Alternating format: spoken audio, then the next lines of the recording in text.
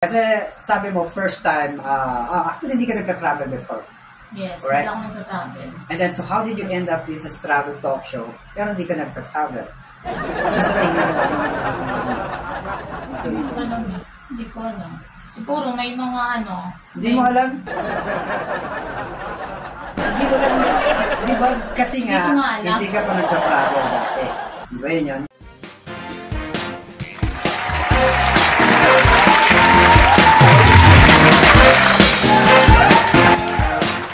Welcome back! Nandito pa rin kayo nanonood sa Nerds Point. Kasama yung lingkod, Amber the Nerd.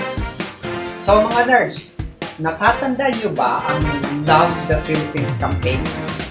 Yan yung nag-viral scandal, as usual, dun sa promotional video nila.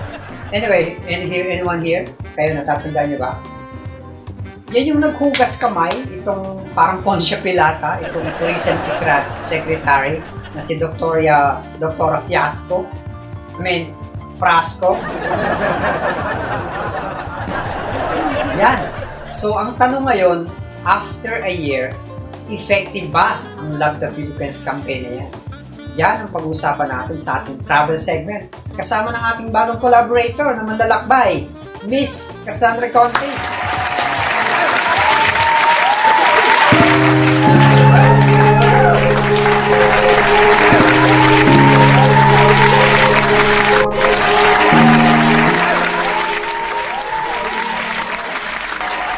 Cassandra Contes, everybody!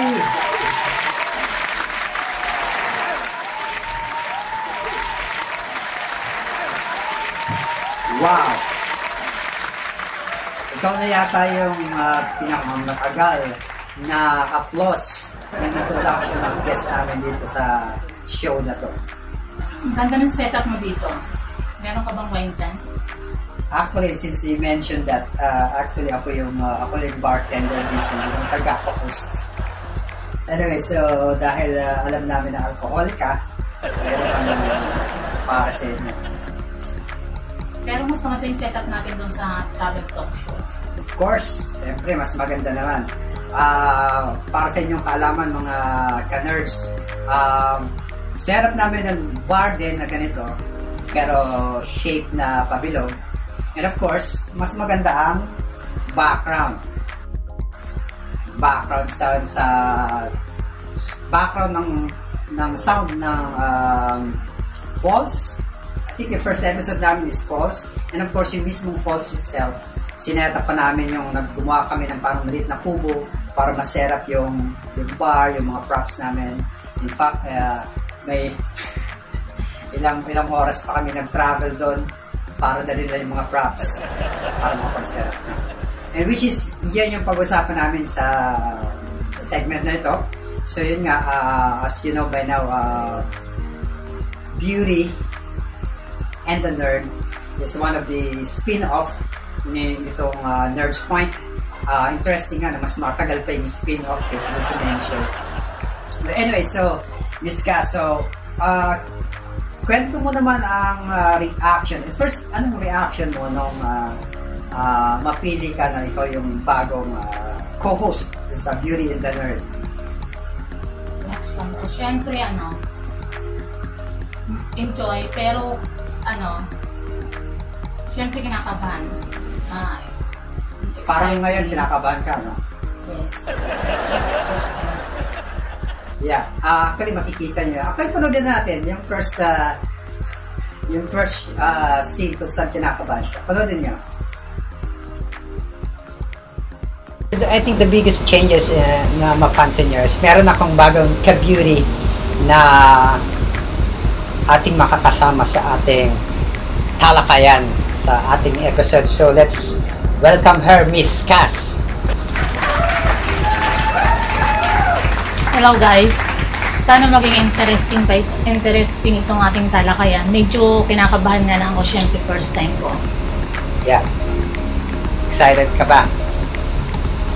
Pero parang okay lang, hindi mo kamukhang kinakabahan ha. Mukhang okay lang. Yan pala yung kinakabahan sa kanya pero mukhang cool lang siya. By the way, so I'm gonna call you Ka-Nerds and she will call you Ka-Beauties. Ka-Beauties. We are an adventure travel talk show. We literally travel. Alright, so kita nyo naman, medyo yun nga, medyo nervous pa itong. Actually, ganun din ako nung unang-una kong sa hosting. Actually, makikita nyo eventually. Ganun din ako, parang ko lang kung sasabihin ko, very stiff ako. And ganun rin si Miss Cass. Pero it turns out, naging okay naman yung kanya. Siyempre, i-check niya muna kung tama yung product na nilagay doon sa same thing din doon sa tourism. Dapat, o paano po kung mali? Di, kasalanan nyo nung trabaho niya yun eh. Dapat alam na niya yung ba yung nilagay nila, hinaluan ng ibang footage. So, ibig sabihin, hindi nila ginawa ng maayos yung trabaho nila. Exactly. Ang importante kasi dito meron kang opinion. Parang may masabi ka naman. Diba? Discuss. May masabi. Ano ang opinion mo? Sabi nga.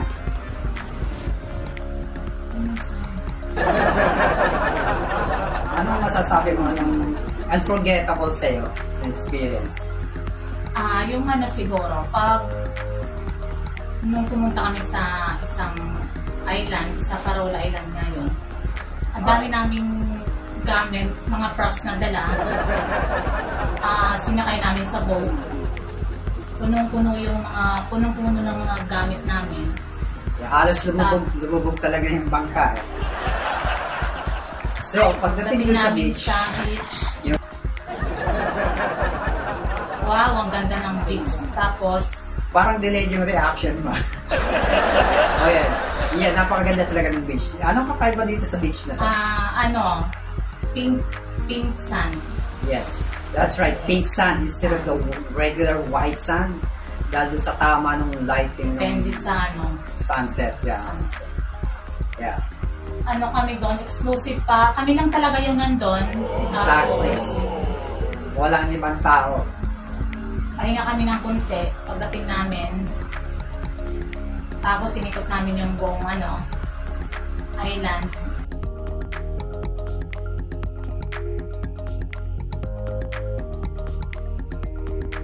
Wow! And kami doon, nag-paddle. Yeah, mahilig siya sa paddle. So, gusto niya i-try mga activities. First time na paddle, first time na traveler, first time na paddling. So, bakit ka nga pala napili kung bakit? Kasi ngayon, sabi mo, sa tingin mo yung future. Kasi sabi mo, first time, hindi ka nagka-travel before. Yes, right? Hindi ako nagka-travel. And then, so how did you end up dito sa travel talk show? Pero hindi ka nagka-travel. Kasi sa tingin mo, Hindi ko alam. Siguro may mga Hindi mo alam? Hindi mo alam. Di ba? Kasi nga, hindi ka pa nagka-travel dati. Ngayon, dahil magka-travel ka na, gusto mo subukan. Naging co-host ka ng travel talk show. Share mo naman sa ating mga ka-nerds and ka-beauties.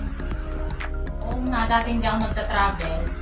Pero ngayon, travel ka na. Yeah. So, paano nga nangyari na nakuha kang naging co-host ka ng isang travel talk show? Siguro may mga may mga unique insight, mga opinion na kailangang i-share.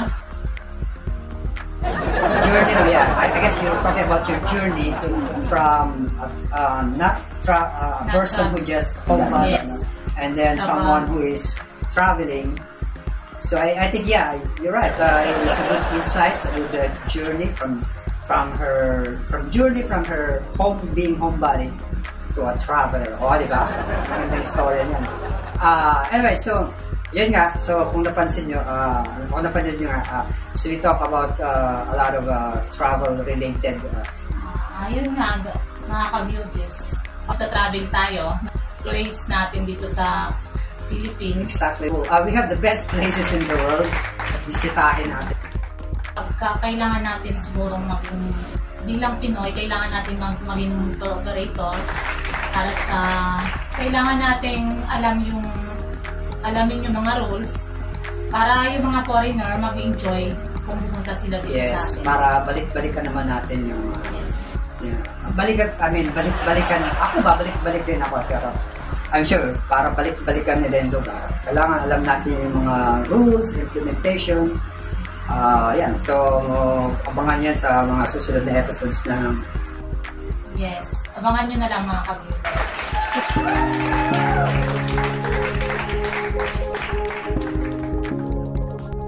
Pero, Miss Cass, actually, meron akong ibang tanong sa'yo eh. Balik na, I heard na 6 na raw ang anak mo. Tama ba? Yes. Mother of 6. And how old are you? 50. Wow! 50. Mother of 6. So, I guess ang tanong lang ng lahat, ang gustong malaman ng ating mga ka-nerds, pati ng mga ka-beauties, eh, pati na rin ako, syempre, ano ba ang sikreto mo? Ang interesting to ah. Kailangan talaga may alcohol pang papasok sa isip niya. Yan ba yan, Ara? Sikreto ko, ano lang, simple lang. Okay, interesting.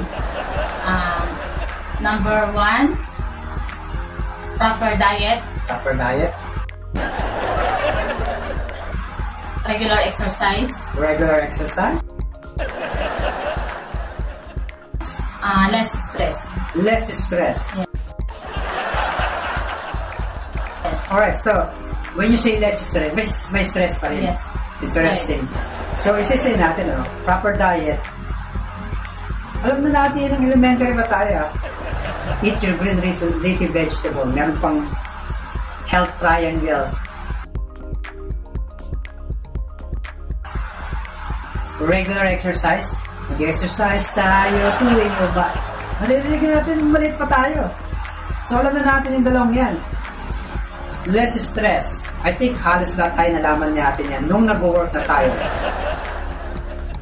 So, in other words, alam na natin yung lahat yan. Nung bata pa tayo, mga 20, pagdating ng 30, alam na natin lahat yan. And yet, bakit si Miss Cass lang ang nag-apply ng ganong mindset? Bakit si Miss Cass lang ang ganon? Dapat alam natin lahat yun. Amen, di ba? And that's why nandito kami para pag-usapan. And we formulated this new segment which is called 50 is the new 30.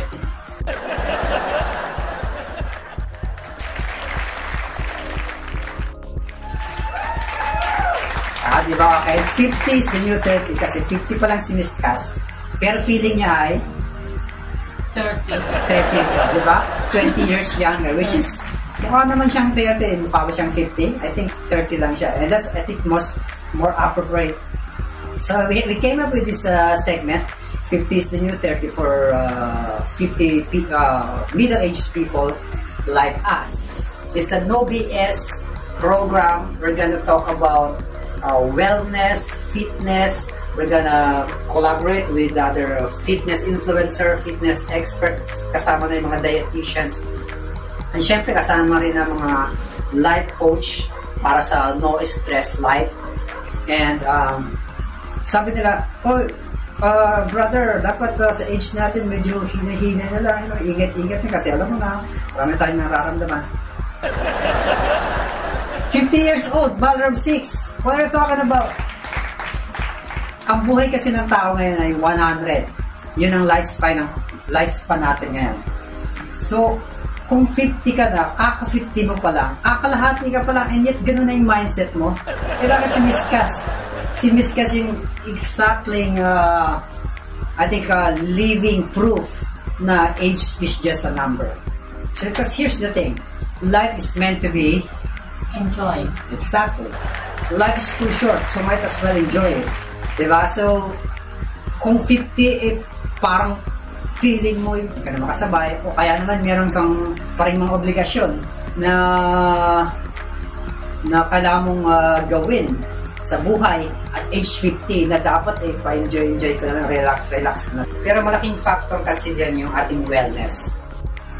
Pakita mo nga, Amber, yung papakita yung mga videos. Yeah, we're gonna show you the videos ng aming first episode ng ating segment. Yes. Ng 50s to new 30. Watch this. Ito ang day 1 ng aming no excuses workout anywhere, anytime. ng chan. Day 5. Back down. Upper body.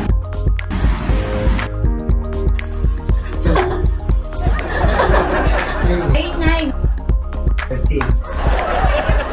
Day 11. May nakikita na kayo konting improvement. Day 13. Oh, ganda ng abs mo.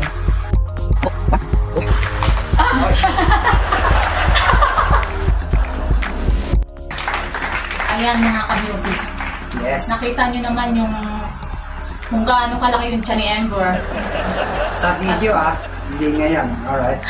May improvement na ngayon. Kasi, di ba nabanggit nga namin na nagta-travel kami. Yeah. Ang dami na, syempre maraming doon fiesta. Ang dami Yes. namin kinain. Daming nag-invite sa Ang amin. dami talaga. Alright. Para namang hindi ka kumain dyan. Kumain din pero mas marami kang kinain. Kaya nga lumaki Yeah. mo. So, interesting na we were showing you sa first episode namin kung bakit malaki yung tiyan namin. So, di ba lumaki yung tiyan mo ng konti din? Lumaki din yung tiyan ko pero mas malaki yung tiyan mo eh. Pero bakit ba natin gustong ipakita sa mga ka-nerds natin and ka-beauties? Para masundan nyo kami kung paano hindi fit sa pagiging fit. Exactly. Kasi karami yung mga fit influencer, di ba? Yes. Makikita yung fit na sila. Pero parang hindi ka makarelate. Paano nila nagawa? Kasi yun na talagang trabaho nila. So, but how did they up with that body? Yun, makikita nyo, makakasabay kayo sa journey namin. Para masundan nyo kami. Yeah, malaking tiyan, tapos makikita nyo fit. So, Sundan nyo na lang ang aming mga bagong episode ng new segment. yes, na 50. Is the new 30. Alright, Miss Kat, thank you. Salamat sa pagpapaunlak mo sa maging visitor. Maraming natutunan ng ating mga viewers. Commercial break muna tayo, mga ka-nerds and ka-beauties. Sa pagbabalik, exclusive interview natin kay Mayor Alice Go. Yes, makakapanayam natin siya. Maya-maya lang. Sa pagbabalik ng Nudge Point. Thank you very much.